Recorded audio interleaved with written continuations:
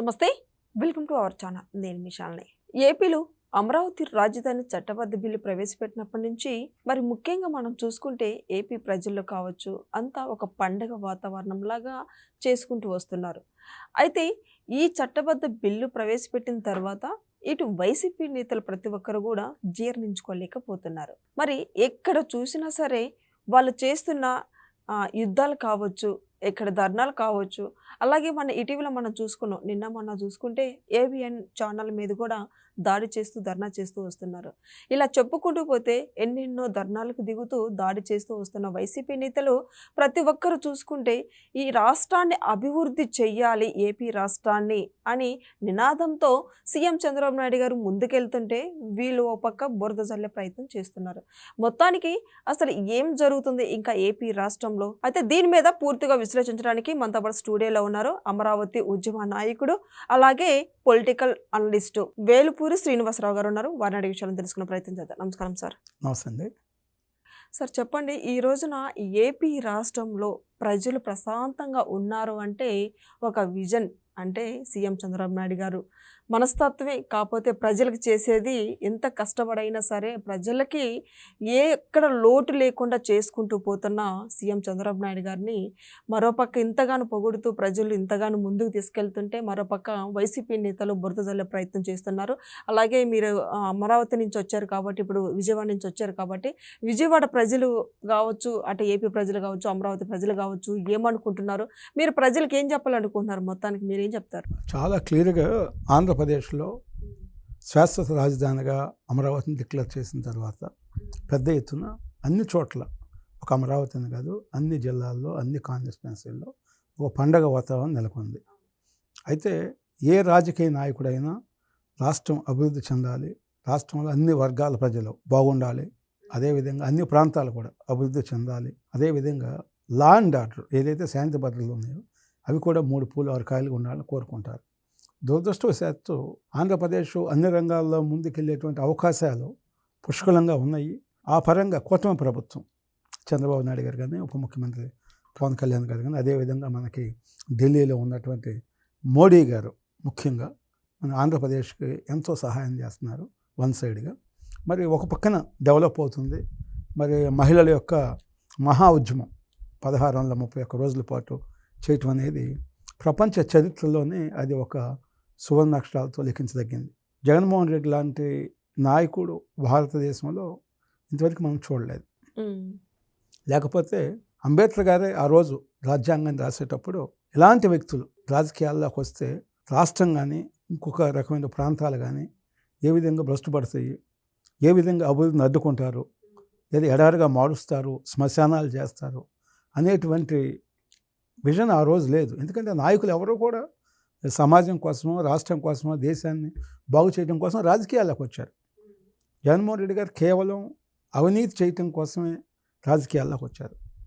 ఆయన చూశారు తన తండ్రి అధికారంలో ఉన్నప్పుడు ఏ విధంగా వేల కోట్లు, లక్షల కోట్లు మనం ఈజీ మనీ తీసుకోవచ్చు అనేది ఆయన కళ్ళారు చూశారు. మరి ఆ రోజు కాగ్ కూడా చెప్పింది, ఇది జలయజ్ఞంగా ధనయజ్ఞం అని. ఏ రోజైతే వేల కోట్ల రూపాయలు ఫ్రీగా వస్తున్నాయో చూసి అతను కూడా ముఖ్యమంత్రి అయ్యి ఈ రాష్ట్రాన్ని అన్ని రకాలుగా భ్రష్టు పట్టించి కులాల మధ్య, ప్రాంతాల మధ్య, మతాల మధ్య చిచ్చు పెడతాం జరిగింది. అంటే రాష్ట్రంలో ప్రజలు ఎవరూ కూడా ప్రశాంతంగా ఉండకూడదు, నేను చేసే అవినీతి గురించి కనీసం వాళ్ళు ఆలోచించకూడదు. ప్రశాంతంగా ఉంటే డెఫినెట్గా ఆలోచిస్తారు.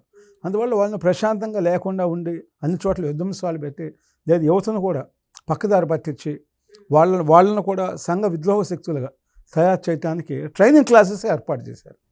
భారతదేశం ఏ రాజకీయ పార్టీ కూడా సంఘ విద్రోహ శక్తులుగా తయారు చేయడానికి పార్టీ కార్యకర్తలను కానీ, యువతను కానీ, డిజిటల్ మీడియా ద్వారా కానీ ఆ రకంగా చేసిన పరిస్థితి ఈ రోజు వరకు కూడా ఏ రాజకీయ పార్టీ చేయలేదు, అసలు అలా ఊహించలేదు.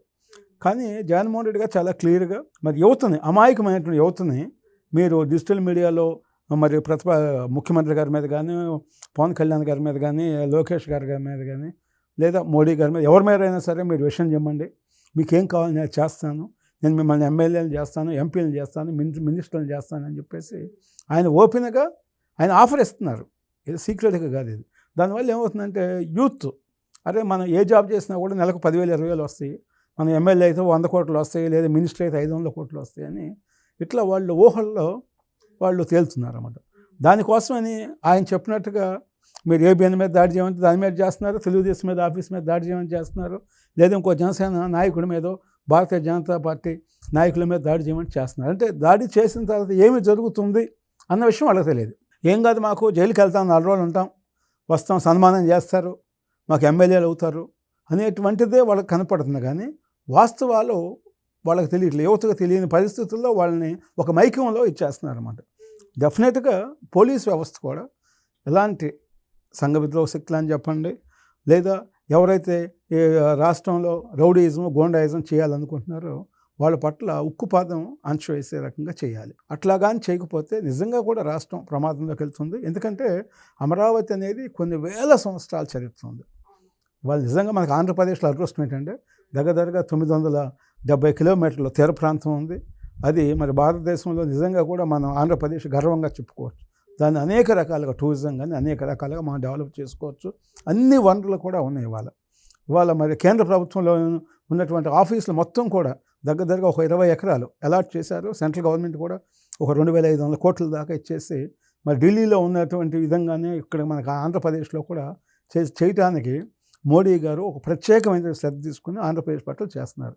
ఇలాంటివన్నీ ఆంధ్రప్రదేశ్కి వచ్చిన తర్వాత కేంద్ర ప్రభుత్వంలో ఉన్నటువంటి A to Z ఏదైతే ఆఫీసులు ఉన్నాయో ఇవన్నీ కూడా వచ్చిన తర్వాత మనకి అమరావతిలో డెవలప్మెంట్ ఇవాళ మనం చూస్తున్నాం. దగ్గరగా 30,000 మంది వర్కర్స్ 24 అవర్స్ పనిచేస్తున్నారు. విత్ ఇన్ షార్ట్ పీరియడ్లో అమరావతి ఒక అద్భుతమైనటువంటి నగరంగా వస్తుంది.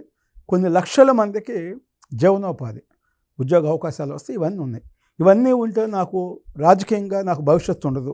ఒక పక్కన పవన్ కళ్యాణ్ గారు మేము కూటమంతా కలిసే ఉంటాం, 20 సంవత్సరాలు 25 సంవత్సరాల్లో మేము ఏ పరిస్థితుల్లో మేము విడిపోమని చెప్పేసి, ఎన్ని కుట్రలు చేసినా కూడా మేము కలిసి ఉంటామని చెప్పేసి అని జగన్మోహన్ రెడ్డికి రోజు చెప్తున్నారు. ఇలాంటి పరిస్థితుల్లో జగన్మోహన్ రెడ్డి బ్యాలెన్స్ కోల్పోయాడు. నేను రాజకీయంగా సమాధి అయిపోతాను, అందువల్ల డెఫినెట్గా వీళ్ళని చేల్చాలి, కులాల మధ్య చిచ్చు పెట్టాలి, మతాల మధ్య చిచ్చు పెట్టాలి, పార్టీ ఆఫీసుల మీదో లేదా మీడియా మీదో నిజాన్ని నిక్కచ్చిగా చేయటానికి ఏవైతే పనిచేస్తున్నాయో ఇలాంటి మీడియా మీద మనం దాడులు చేస్తే మనం చేసేటువంటి కుట్రలు కానీ ఇవన్నీ కూడా బయట ప్రజలకు తెలియకుండా మనం చేసి మనం అధికారంలో రావటమే సింగిల్ లక్ష్యం. నువ్వు ఏమన్నా చెయ్యి, ఏ దోపిడీలు చెయ్యి, నేరాలు చెయ్యి, మర్డర్లు చెయ్యి, ఏమన్నా చెయ్యి, నేను ముఖ్యమంత్రి కావాలి అనేటువంటి సింగిల్ టార్గెట్ ఆయన పెట్టుకున్నాడు. దానివల్ల ఏంటంటే యువత మొత్తం కూడా నాశనం అయిపోయి జైలు పాలయ్యి వాళ్ళ ఉద్యోగాలు లేక వాళ్ళ కుటుంబాలు కూడా రోడ్డున పడేటువంటి పరిస్థితి ఉండదు. అందువల్ల కూటమి ప్రభుత్వం కూడా ఎలాంటి ఇష్యూస్ ఉన్నప్పుడు కఠినంగా టేకప్ చేసి ఫాస్ట్ ట్రాక్ కోర్టులు ఏర్పాటు చేసి ఎవరైతే ఈ నేరాలకి ముఖ్యంగా రాజకీయ ముసుగులో ఈ నేరాలకు పాల్పడుతున్నారో వాళ్ళ మీద చర్యలు తీసుకోవాలి. చర్యలు తీసుకున్నప్పుడు ఇది అవుతుంది. అమరావతి రైతుల విషయంలో కూడా మరి కొన్ని వేల కేసులు పెట్టారు. అమాయకులైనటువంటి మహిళా రైతుల మీద వీళ్ళ మీద కేసులు పెట్టారు. గర్భిణీలను కూడా వాళ్ళు బూటకాలతో తన్నారు. ఎస్పీ లెవెల్లో ఆఫీసర్స్ కూడా అలాంటి పోలీస్ అధికారుల మీద కూడా డెఫినెట్గా వాళ్ళని డిస్మిస్ చేయాలి. ఎందుకంటే కేవలం ఒక ముఖ్యమంత్రి చెప్పాడు అనేటువంటి దీంతో ముఖ్యమంత్రికి తొత్తుగా పనిచేశారు. దురదృష్టం ఏంటంటే చట్టాన్ని కాపాడాల్సినటువంటి పోలీసులు రక్షకులుగా ఉండాలి ప్రజలకి, వాళ్ళే భక్షులుగా కొంతమంది అధికారులు అవినీతికి పాల్పడి జగన్మోహన్ రెడ్డి మత్తులో ఉండి వాళ్ళు చేశారు. ఈ రోజుకి కూడా ఇంకా కొంతమంది జగన్మోహన్ రెడ్డికి అనుకూలంగా కొన్ని చోట్ల చేస్తున్నారు, మనం చూస్తున్నాం. ఇవన్నీ కూడా ఏ అధికారులు అయితే ఈ విధంగా ప్రజాస్వామ్యాన్ని అపహాస్యం చేసేటట్టుగా చేశారో, అంటే మీకు విజయవాడలో కూడా కాదంబరి అని సినిమా నటి విషయంలో కూడా స్వయంగా IPS అధికారులు ఆ అమ్మాయిని కిడ్నాప్ చేశారు. అందువల్ల ఇవన్నీ కూడా ఉన్నాయి. అంటే ఏ అధికారి తప్పు చేసినా కూడా అతని మీద చర్యలు తీసుకుంటారు అనేది ఒక స్పష్టమైనటువంటి ఒక డైరెక్షన్ కిందకి వెళ్తే తప్పితే మహిళల రక్షణ ఉండదు. మీరు చూసారు నిన్న మెడ్రాస్లో కూడా ఒక ఇష్యూలో ఒక 2 మెంబర్స్ని లోపల వాళ్ళు హత్య గురై చనిపోతే వాళ్ళ మీద 10 మంది పోలీసులకి ఉరిశిక్ష వేశారు. అంటే అలాంటి శిక్షలు, కఠినమైన శిక్షలు వేస్తే కానీ రాజకీయ వ్యవస్థ అయినా పోలీస్ వ్యవస్థ అయినా ఏ వ్యవస్థ అయినా మనం దాన్ని సరైన గాడిలో పెట్టాలి. అంటే నేరస్తులకి కఠినమైన శిక్షలు పడినప్పుడే ప్రజలంతా కూడా ఆలోచిస్తారు. నేను తప్పు చేస్తే నా జీవితం అంతం అయిపోతుంది ఈ రోజుతోని అనేటువంటి ఒక మెసేజ్ అయితే పోవాలి. అది ముఖ్యమంత్రి గారు కూడా అనేక సందర్భాల్లో చెప్తున్నారు. మీరు మహిళల జోలికి వెళ్తే మీకు అదే రోజు లాస్ట్ రోజు అవుతుందని చెప్పేసి కూడా అనేక సందర్భాల్లో కూడా చెప్తున్నారు. ఈ చెప్పినవన్నీ కూడా ఇంప్లిమెంట్ చేయాలి. ఇంప్లిమెంట్ ఎవరు చేయాలి? పోలీసు అధికారులు చేయాలి. అందువల్ల మనం కూడా పోలీసు అధికారులను కూడా సమర్థులను ఎంచుకోవాలి. జగన్మోహన్ రెడ్డి గారు అనేక సార్లు అసలు నేను పోలీసు వాళ్ళనే బట్టలప్పు తీసి కొడతాను అని డీజీపీ నుంచి కానిస్టేబుల్ వరకు అని అనేక సందర్భాల్లో ఆయన బ్లాక్మెయిల్ చేస్తున్నారు. కారణం ఏంటంటే వాళ్ళ వైసీపీ పార్టీలో చాలామంది యువత బయటకు వచ్చేసారు.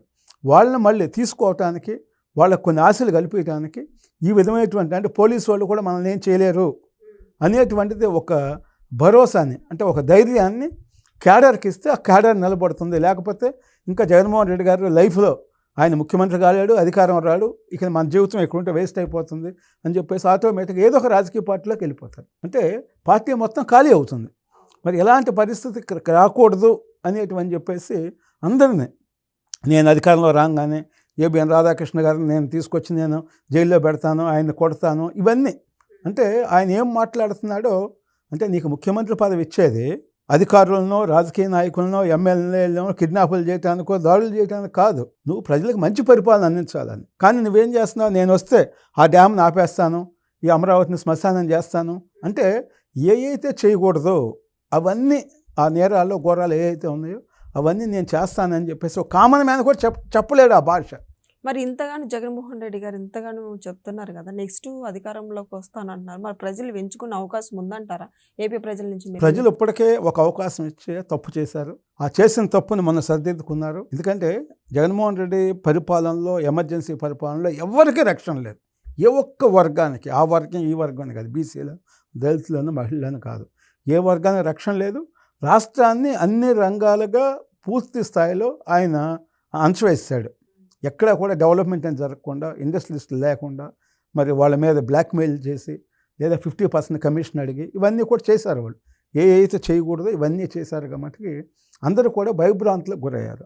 అందువల్ల డైరెక్ట్గా అటాక్ చేయకుండా ఓటు ద్వారా సమాధానం చెప్పి జగన్మోహన్ రెడ్డి లాంటి వ్యక్తి వస్తే ఈ రాష్ట్రం నాశనం అవుతుంది అని స్పష్టమైనటువంటి ఒక విజన్తో మన ఓటుని సరైన పద్ధతిలో సక్రమంగా ఉపయోగించుకున్నారు. అదే పద్ధతి రేపు కూడా, ఎందుకంటే ఈయన నేనేం చేస్తాడని అంతకుముందు తెలియదు.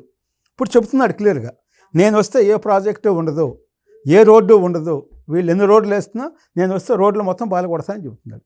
ఎవరైనా వీళ్ళు 10 రోడ్లు వేస్తే నేను 20 రోడ్లు వేస్తామని చెప్తారు.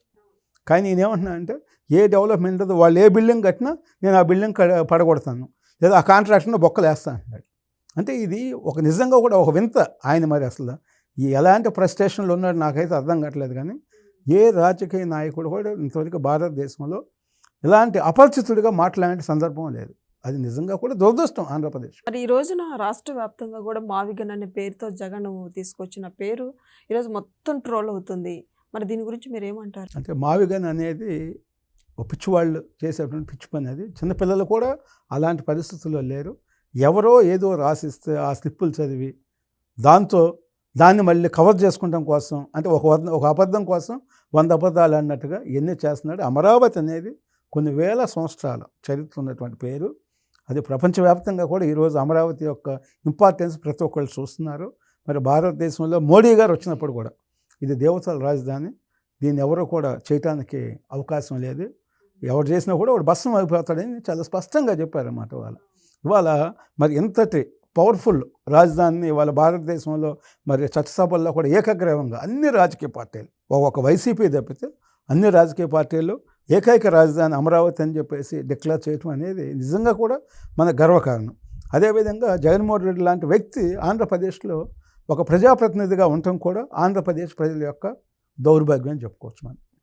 Thank you sir. Thank you.